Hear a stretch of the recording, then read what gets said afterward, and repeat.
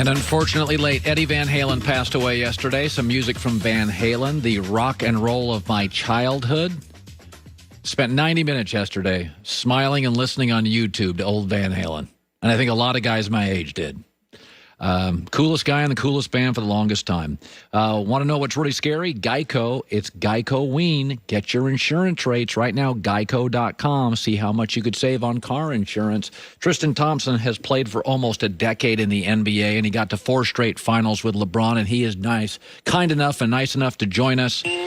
So I was watching last night, and boy, LeBron and Anthony Davis and Rondo, all those veteran dudes down the stretch, 6 minutes to go, are playing like grown man defense, and their body language changed. And this is why I love the NBA. When the veteran guys, Rondo, is not the same player he was 6 years ago, but he's playing real defense. And I want to ask you about LeBron, though. What is the difference between LeBron I watched last night and the LeBron you played with? Is there a difference to you? I think LeBron now is more skilled of a player. I think I would say more in Miami. I think his athleticism and his God-gifted ability and talent kind of separate him from everyone in the league. But I think right now LeBron is just more skilled. He didn't really start shooting that shot till 2018 when we played against the Raptors, where he hit like 6 of those. But I think LeBron now is just way more skilled. I think he shoots the ball from 3 much better. He handles the ball much better. And I think, Colin, you even remember, like, there was times where he would give up some threes back in the day or turn up the ball over with just handling. So his ball handling is way better now, and he's really a point guard out there. Yeah, no, he really is. So he sent a text message to the team yesterday before the game. I know it's not the first text message he's ever sent to his teammates during a playoff series. Did he send one to you at one point? Yeah, we actually got a text message after when we were down 3-1 in 2016 to Golden State. We won Game 3 in Cleveland, and then Game 4, Steph Curry and Klay Thompson kept running that 1-2 pick and roll, and literally we weren't able to make the adjustment. So we were down 3-1, and I think it was around like midnight, 12:30. LeBron sends a text message. He says,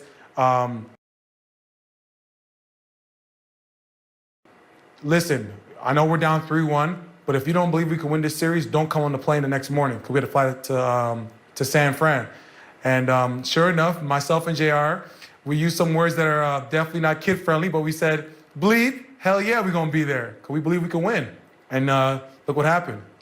Are you surprised at all? And I have been. My criticism all year has been, I know LeBron and AD are great, but this is a lot of old guys, past their prime, young guys, Kuzma, I don't always trust.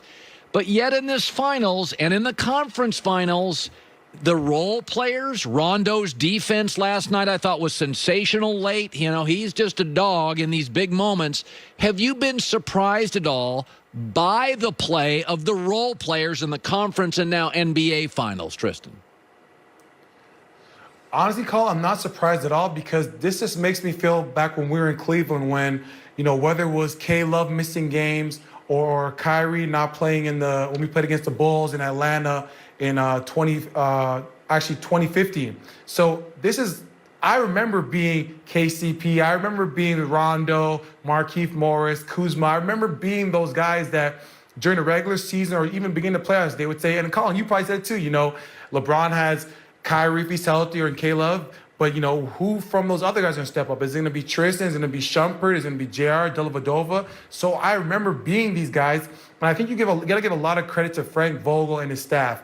I know when I was in Cleveland, we had Phil Handy, who's assistant coach there, that would do all our skill development, where I feel like all year these guys have been working on their skill, keep getting better. You got to give a lot of credit to the players getting their individual work, because in the playoffs, teams are going to game plan for LeBron and AD. It's about who are the other guys that can step up and make big plays. And you saw last night, KCP was huge. If you remember back in the beginning of the season, people were giving KCP hell. That's my guy. They're like, KCP shouldn't be there. Get rid of him. Why did we sign him? Blah, blah, blah. But guess what? Those same people that are saying that now are like, you know what? Thank God for KCP. Yes, we signed him, made big plays for us. And that's what happens. Guys just work on their craft throughout the course of the season, because there's going to be a point in time where their number is called and they have to make big plays. Yeah, I was one of those critical of KCP. I said he wasn't dependable, but I tell you what, he's one of these kids. he does not shy away from taking shots. If LeBron gets him the rock, he will take that shot. And let me say, a lot of guys shrink. I've seen good players, like A players, shrink. KCP does not shrink. He takes the big shot he did last night. And Danny Green's a little hot and cold, but I did think Rondo's defense late was great. So what do you think? It was huge. Yeah. What do you think this will do for if they win? They still have a game. They have to win another.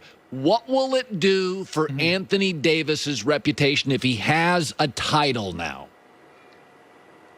Yeah, I think, me and you were talking about it early in the playoffs where, you know, if you looked at, everyone questioned AD's fourth quarter production.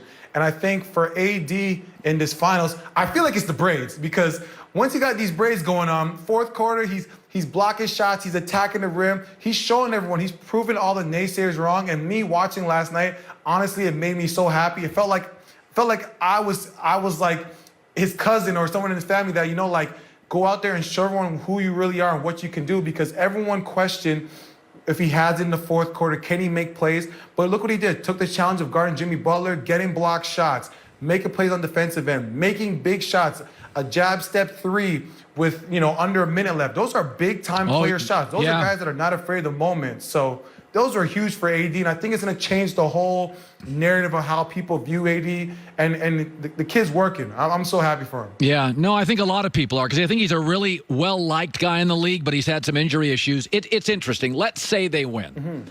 Avery Bradley opted out. I don't think LeBron was overwhelmingly happy with that. I don't know what's going to happen going forward, but it's not a big free agent year. It's not going to be a very good draft. Do you think, you know the way LeBron thinks. He's always tinkering. He's always tweaking. If they win the title, do you think we'll see the exact same Laker team next year? Will LeBron tinker a little bit? What do you think we'll see? What do you think he would need next year to be satisfied going into a season? Well, I think, you know, let's say they win. I think if I was LeBron, I think you look at your roster and you look at what you're going to go against next year.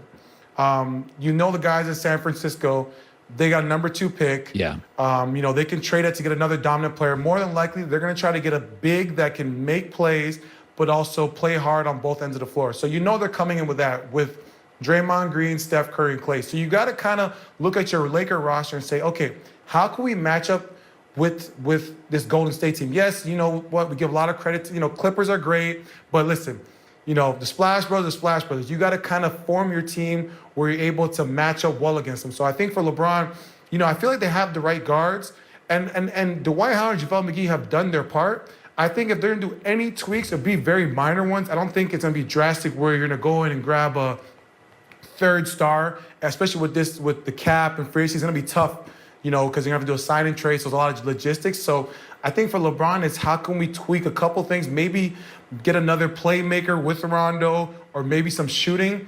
But I think that's kind of the room that they have. So who knows? But I think you got to form a team that can compete against the Golden State Warriors. That's good stuff. Tristan Thompson, 9 years, 4 titles with LeBron. We're getting close to another one. It's remarkable. LeBron's going to potentially win. 5th head coach gets to the finals. 5th head coach. You know what? We only have a minute left. I thought Vogel was great in the last 6 minutes last night. Vogel basically said, LeBron, you're the offense. Pick and roll it for 6 minutes. And people may not love that. I thought Vogel had a good night last night. Your thoughts? No, Vogel was great last night. I think Vogel made the adjustments from Game 3. I think Game 3, Spoelstra threw some wrinkles in there that he wasn't prepared for, and I think that's part of being a great coach in our league, where you can make adjustments game by game. You know, coaching, some coaches are stubborn. I played with some stubborn coaches who were like, just play harder, just play harder. No, you got to make the adjustments, and Vogel realized, you know what? I'm going to go with my OG veterans. Rondo, I know you haven't scored, but I know you're creating plays by rebounding and running the offense. LeBron, you're the point guard, and you're going to make plays. And that's what it comes down to at the end of the day. When it's the last 4 minutes, it's, okay, put the ball in my best players' hands, the guys that I trust on the floor. Yes, Danny Green's been a starter this whole season, but guess what? I need Rondo in the game because of what he can do on both ends of the floor and create. And he made a big play. And that comes to coaching.